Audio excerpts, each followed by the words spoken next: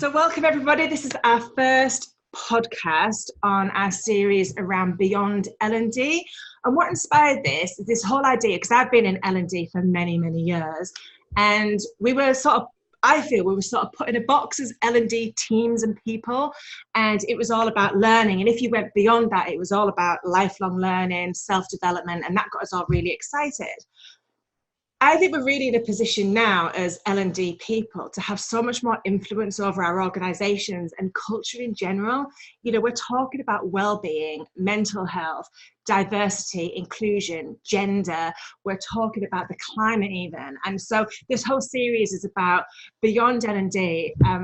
What are we up to? What are we doing? And how is that all connected? So really thrilled to introduce our first guest. So this is Jen Rolfe. Hi, Jen. Hello. Thanks for having me.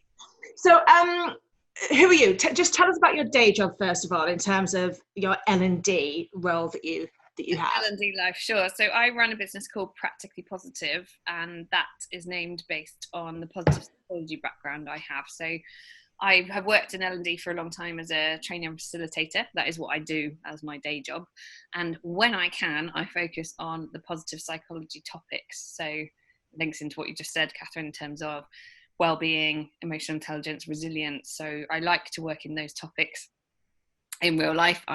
What that means is I do that, and I do loads of leadership and management, soft skills based workshops, one-to-one stuff, 100 people, 20 people, one person. I work with them to help them get more out of their time at work. And I use positive psychology wherever I can. So that is what I spend my time doing. And I have to say, having worked with you for quite a number of years, you're great at that. Great at what you do. I learned from the best, Catherine. What's your view on what I said about how L&D has changed over the years? Because I remember when I first started out in learning, positive psychology wasn't even on the agenda. No, it wasn't. No, you're absolutely right. And what I found interesting, I've run my business for, it'll be coming up 9 years actually in next spring. And when I first launched courses like resilience and emotional intelligence, a lot of clients would say, we kind of want that, but can you call it something else? Yeah. Or it was more typical, how do we link that in with a leadership program or a management program? And I think that's still the case for a lot of clients. And I think they're much more open to things like well-being. Resilience has become much more of a buzzword recently, in terms of people's whole selves at work. I think has become much more important. I think they realise that people are humans before they're an employee, and so looking after them as a human has become more important, or as important, I suppose, for a lot of companies than how to have a difficult conversation or how to run a performance development conversation, something like that. Yeah, and I've seen, like, I think a few years ago, some companies would say, well, let's not call it stress management, let's call it well-being or resilience. Yeah. But it was more a case of, like, we're pushing our employees really hard, so we need to be seen to be given support, that they don't get stressed. Whereas it feels now that there isn't more of a genuine, actually, we need to really care about our people and resilience and mental health. I think so, yeah. Yeah, the rise of mental health first aiders, that kind of thing. You're like realizing that we can be proactive about our mental health rather than just reactive is the biggest shift. I don't think everyone's got it at all, but I think it is a shift that is continuing in society, not just in organizations, but organizations can really help fulfill that. Yeah. And also I think wellness now and well-being is more than just have a massage on a Friday and here's some fruit, like all that's important. But I see L&D departments reaching out more to, you know, people's experience and not just the superficial things, but helping them think differently. I think we could still do it a lot more though.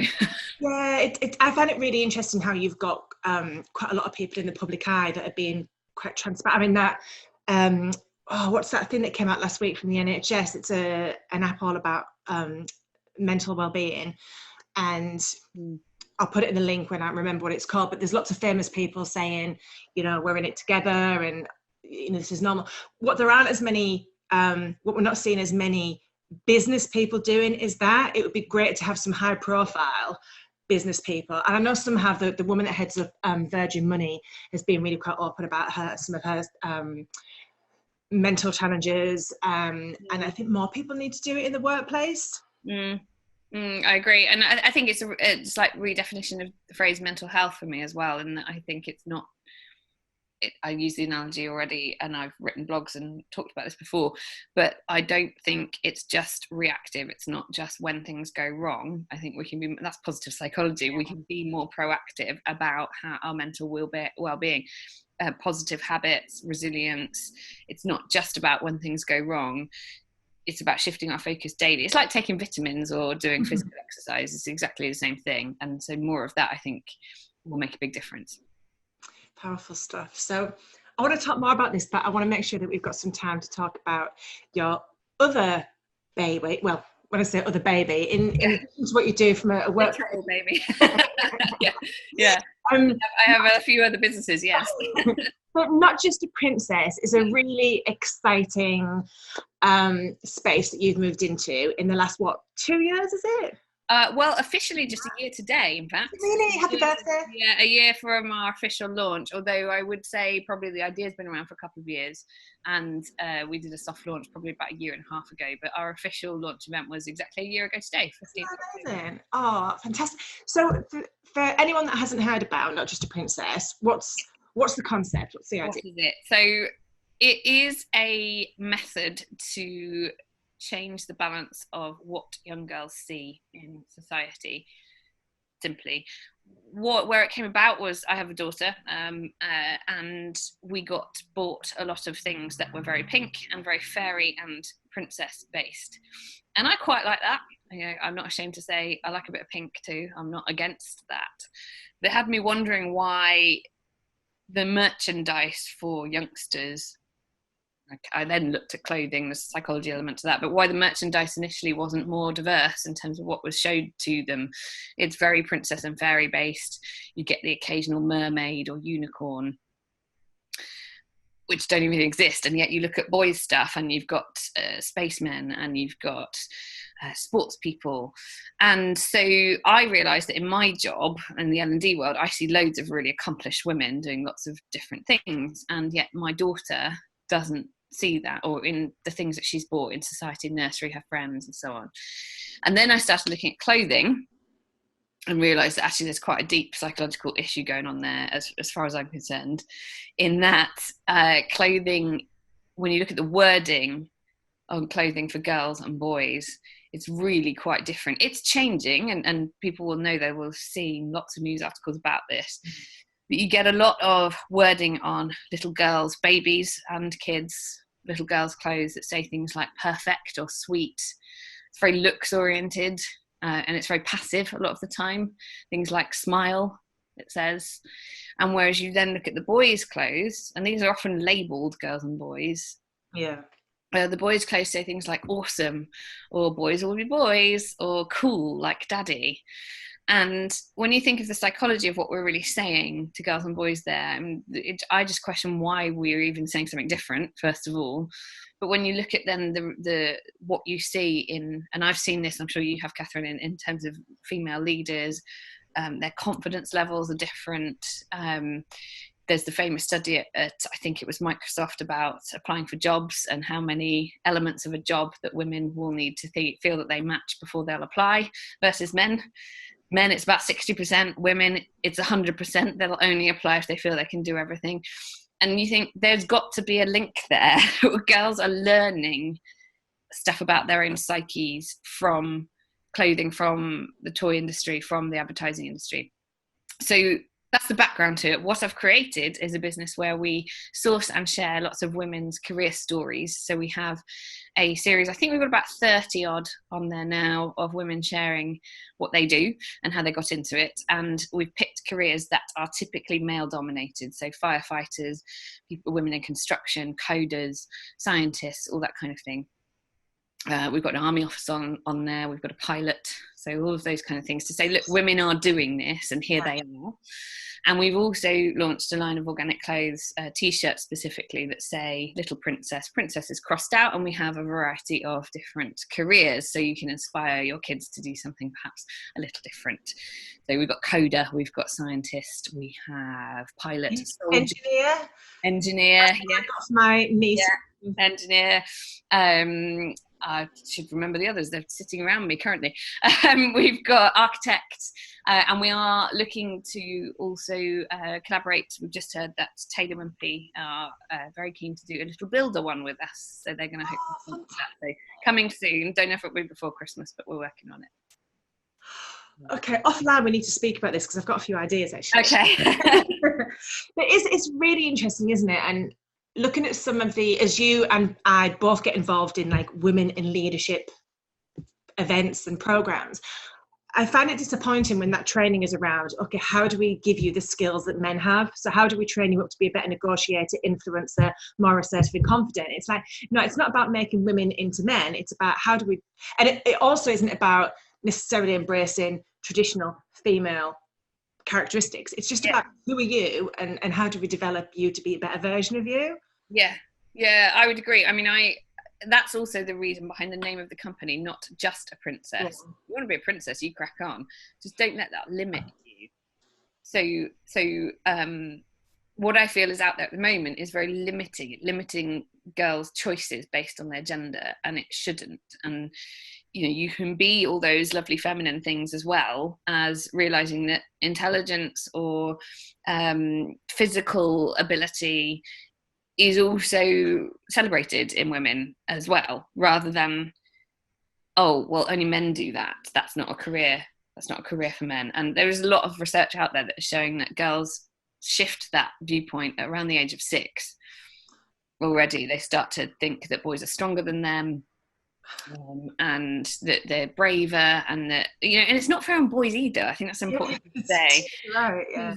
You know, boys are pushed into, and I get a lot of questions about this. What about not just a prince? And you know, I agree. You know, I think actually it's not fair. They're boys can feel too. Boys can, if they want to wear a fairy princess outfit, they should be allowed to. It's like and by the way, my nephew has worn many a princess outfit. Good. Yeah. We've got lots of photographic evidence of that. But it's like the phrase "mummy's little soldier." Yeah, that's not particularly helpful, is it? It's interesting looking back to when we were kids. So I remember that idea of like strength. As a kid, I really hated the idea that I was told that boys could run faster and they were stronger. And I actually used to take on boys in races and arm wrestling competitions. I can well imagine that, Catherine. I was a tiny little skinny thing, but I was quite good at arm wrestles and I was a good runner. But I'd hate it when I got beat because it's like, I don't want to, I hate the idea that I might get beat because I'm a girl. Yeah. But then, you know, I even remember at nursery school that, you know, in the afternoons, you get to play with the different toys. And I always wanted to play with the roadworks. And I was told you're not allowed to, because that's for the boys.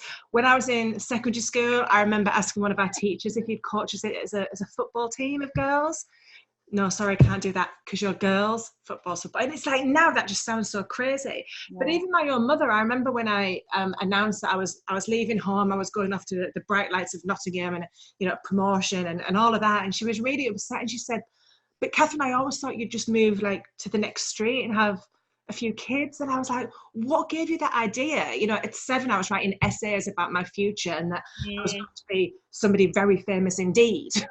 I didn't know what that meant, but it's interesting how it's those small things, those micro messages, isn't it? You're absolutely right. Like society, unfortunately, I think we've got rid of big obvious signs of sexism. We're doing pretty well on, but it's like you say, it's the micro messages. So little things. In fact, this is a story of success that I've just literally heard of this morning. So a friend sent me last week an advert from a blog on Purcell's website about a little boy who had some stains on his teddies, and the whole story is about his mum doing the washing, his mum's biggest worries, and actually it was fine because Purcell saved the day. And I Instagrammed it and I said, look, hang on a second, just what we're missing here is there's a just big assumption that only women do washing. This is a micro message that just is unnecessary. Why don't we say parents? Why don't we say mum and dad? Because by the way, in my house, I don't do the washing. Yeah. But if society is constantly reinforcing those stereotypes, it's going to be difficult to change. And that seems really, really subtle. And I'm sure there's a whole load of people that will listen to this and go, really, fuss over nothing, call me a snowflake, whatever it is. And even Purcell said, oh, we're sorry if we offended, we'll change it. I said, you didn't offend. I think you're just missing a point here, which is representation. And if men are never represented as doing the washing, how do you expect them to feel that that's not a weird thing for them to do as they grow up, and women then, as they grow up, think, oh, well, that society's saying that I should do all the washing. It's such a small thing, but actually, the more we can focus on those messages, the more we can change things. Yeah, and I had no change the article, by the way.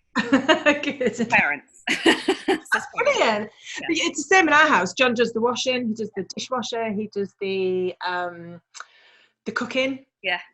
It's fantastic. And when I tell people that, they're like, oh, really? Is that fair? Is it just the way we do it? It's how it works around here. Yeah.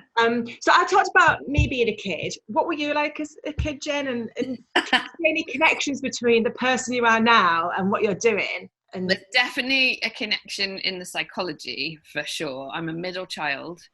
Older sister, younger brother. Younger brother was born, was he about a year and a half after me? Quite close. According to my mum, I was pretty cross about that. And I've always been the peacemaker of the family and the attention seeker. So, being somebody who kind of helps people collaborate, but also is quite happy in front of people, that kind of makes sense that I do what I do. I have an older sister who's, I think, she's one of my main inspirations. She's always been a really strong woman. My mum now is the mayor of her local town. She was always in charge of PTA and all that kind of, she was organised stuff. She never let being a woman be an issue. And she was a stay-at-home mum for a good 5 or 6 years as well. She just got on and did stuff, So I think that probably influenced, certainly my position, what I do now. I've always had that psychology love. But in terms of the gender stereotyping, it's interesting because somebody's asked me that in an interview before, do you feel that you were, you had fewer opportunities or something like that because you were a girl? I was like, not at all. Not at all. And I was quite lucky in that sense. Although, my dad's going to be really embarrassed about this story. I didn't think of them as particularly typical gender roles, my mum and dad. But recently, I was on holiday with my whole family. He's not going to like the story. Hopefully he won't. And my daughter is a bit obsessed with nail varnish, right? She wants to put nail varnish on herself. She wants to put it on everyone. So we're all on holiday. My brother's there, husband's there, everyone. And she wants to do everyone's nails. So she does everyone's nails, including my husband's and my brother's. They're quite happy, got painted nails, no worries. Because I'm saying, boys can have painted nails if they want, go for it. And my dad very reluctantly had them done and he wouldn't go out with them on. I was like, why not? I mean, my husband had them on the whole week. Went and played mini golf, went to the beach, nails. He didn't care. He doesn't care. But it isn't. I think there's a generational shift there. I don't think my dad was actively being kind of very misogynistic or anything like that about it. But it was interesting because in hindsight, thinking about me as a kid, I didn't think we had those gender roles. But maybe just purely from his generation, he's in his 70s now.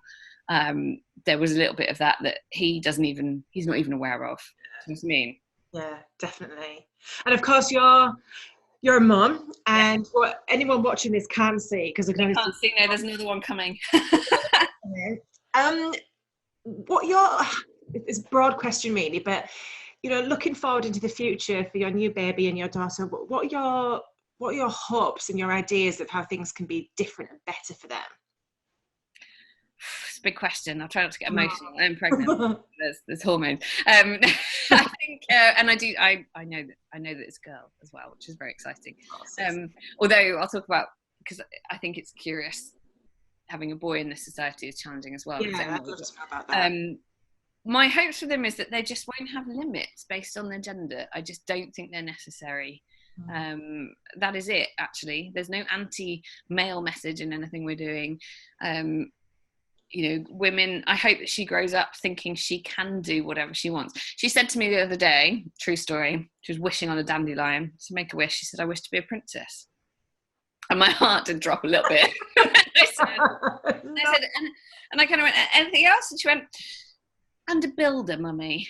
And I went, cool, let's do both. She's also a comedian. She said, I don't want her to think I can't do that because I'm a girl. That is the only thing. And I think also for a boy, had I been having another boy, I was quite curious to see what I would have done with, particularly with fashion, because I think society is much more accepting at the moment because of people like me, I guess, and lots of other campaigns out there for girls to wear trousers, for girls to not wear pink. Putting a boy in a tutu, if that's what they want to wear, I think there's more resistance to that, and I think that's a great shame. So I would have been curious to have another boy and see how I would have felt about that, particularly, when they're little babies and they're not so influenced by the people around them, it's not so challenging. The last thing you want to do is send your child off to a situation where they're going to be bullied. But things are changing, and the toxic masculinity campaign, that Gillette recently, massive backlash towards it. I thought it was brilliant. I did actually. I thought it was. It brought me to tears. I found it really powerful, because it's not fair on boys to, and we're not trying to turn men into like really feminine either. There's this kind of, I'm not saying we should be completely gender neutral either. That's not my message, although each to their own for those who wish to do that. I think it's just about broadening the spectrum and not limiting either gender by the gender they have. So, final question, I guess, bringing this back to L&D and the corporate world, what can businesses be doing to address what's already happened? Because we're sort of in it now, aren't we? We're a product of our upbringing. Any ideas? Well, it depends on the business to a certain extent, but I think support your women and men in equal things. I read a study recently, I forget who it was by, about the impact of different women's things within organisations. I should have. Oh, I saw this. Was it like green arrows on it? Yeah, and how like women's networking groups don't really work, would actually support on things like conversations and mentors and that kind of thing happen. I think highlight your successful women just as much as your men. Highlight your men as well if they've done something that perhaps isn't typically masculine.